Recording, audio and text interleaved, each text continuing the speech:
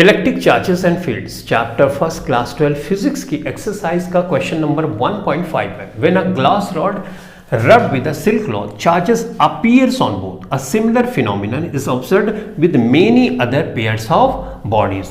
जब एक glass rod को सिल्क क्लॉथ के साथ रब किया जाता है तो दोनों पे इक्वल मैग्नीट्यूड का चार्ज लेकिन अपोजिट नेचर का चार्ज डेवलप हो जाता है। इसी तरह से हम दो बॉडीज को लेते हैं, एक दूसरे के साथ रगड़ते हैं तो इक्वल मैग्नीट्यूड का चार्ज लेकिन अपोजिट नेचर का चार्ज डेवलप हो जाता है। Explain how this observation is consistent with the law of conservation of charge. हमको एक्सप्लेन करना है कि ये ऑब्जर्वेशन कैसे कंसिस्टेंट है और कैसे ये कंजर्वेशन ऑफ चार्ज को फॉलो कर रही है। जब हम सिल्क क्लॉथ को ग्लास की रॉड के साथ रब करते हैं, रगड़ते हैं, तो चार्ज डेवलप हो जा रहा है। कंजर्वेशन ऑफ चार्ज बोलता है कि charge can neither be created nor destroyed. Charge को ना तो पैदा किया जा सकता है ना तो डिस्ट्रॉय किया जा सकता है। तो यहां पे चार्ज फिर कहां से आ रहा है? कंजर्वेशन ऑफ चार्ज ये भी बोलता है कि charge can be transferred from one body to another body. हम चार्ज को क्रिएट या डिस्ट्रॉय तो नहीं कर सकते लेकिन एक बॉडी से दूसरी बॉडी में ट्रांसफर जरूर कर सकते हैं। या कंजर्वेशन ऑफ चार्ज को ऐसे समझ सकते हो कि रिएक्शन के पहले किसी आइसोलेटेड सिस्टम में जो नेट चार्ज होता है रिएक्शन के बाद भी नेट चार्ज उतना ही रहता है, वो नहीं बदलता है। अब जो बात यहां पे लिखी गई उसके अकॉर्डिंग टू हम एक्सप्लेन करते हैं।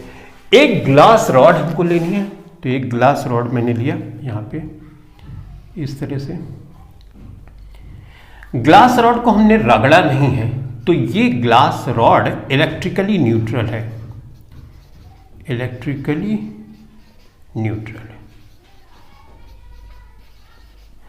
इलेक्ट्रिकली न्यूट्रल का मतलब है इस ग्लास रॉड में पॉजिटिव और नेगेटिव चार्जेस पहले से ही हैं। ध्यान से सुनना, इस ग्लास रॉड पे पॉजिटिव और नेगेटिव चार्ज पहले से ही है। जितना पॉजिटिव चार्ज है उतना नेगेटिव चार्ज है।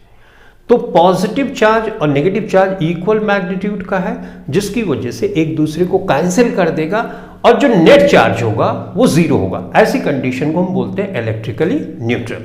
तो पता ये चला कि चार्ज यहां पर पहले से मौजूद है, बट फर्क यह है कि इक्वल और अपोजिट नेचर का चार्ज और इक्वल मैग्नीट्यूड का है।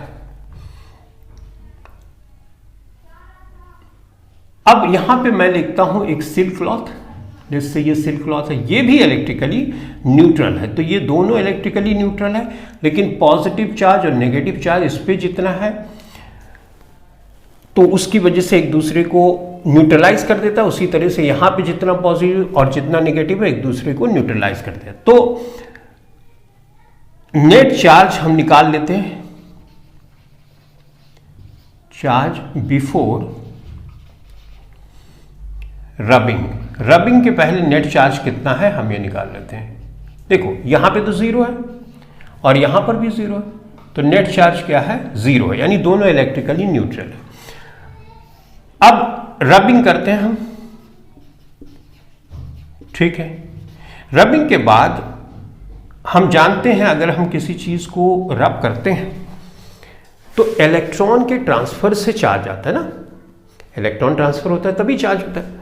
तो इस ग्लास रॉड से लिस्ट से कुछ इलेक्ट्रॉन ट्रांसफर हो गए सिल्क क्लॉथ में। तो लिस्ट से कि एक इलेक्ट्रॉन पे एक चार्ज मैं मान रहा हूं, तो एक चार्ज, दो चार्ज, तीन चार्ज, चार चार्ज, यानी चार इलेक्ट्रॉन यहां पे आ गए। तो चार चार्ज यहां पे नेगेटिव मैग्नीट्यूड का आ गया, ठीक। तो जहां से इलेक्ट्रॉन आया है उस पे चार पॉजिटिव होगा, इक्वल मैग्नीट्यूड आएगा, राइट। तो नेट चार्ज अब हम यहां पे निकालते हैं। नेट चार्ज आफ्टर रबिंग, तो हमको जोड़ना पड़ेगा। चार पॉजिटिव चार्ज है, इसके साथ चार नेगेटिव चार्ज हमको जोड़ना पड़ेगा। तो हम जोड़ेंगे 4 पॉजिटिव, 4 -4 और इज इक्वल टू 0। तो रब करने से पहले और रब करने के बाद जो नेट चार्ज है अभी भी 0 ही है। तो इसका मतलब ये कंजर्वेशन ऑफ चार्ज को फॉलो कर रहा है। चार्ज क्रिएट नहीं हुआ, चार्ज सिर्फ यहां से यहां ट्रांसफर हो गया। जहां से ट्रांसफर होता है उस पर पॉजिटिव, और जिस पर ट्रांसफ़र होता है उस पर नेगेटिव चार्ज आता है। तो हमने चार्ज क्रिएट नहीं किया, चार्ज को सिर्फ रबिंग के दौरान हमने ट्रांसफ़र किया। इसलिए ये जो स्टेटमेंट है ये कंजर्वेशन ऑफ चार्ज को फॉलो करती है। तो इस क्वेश्चन के लिए इतना ही। Thank you very much.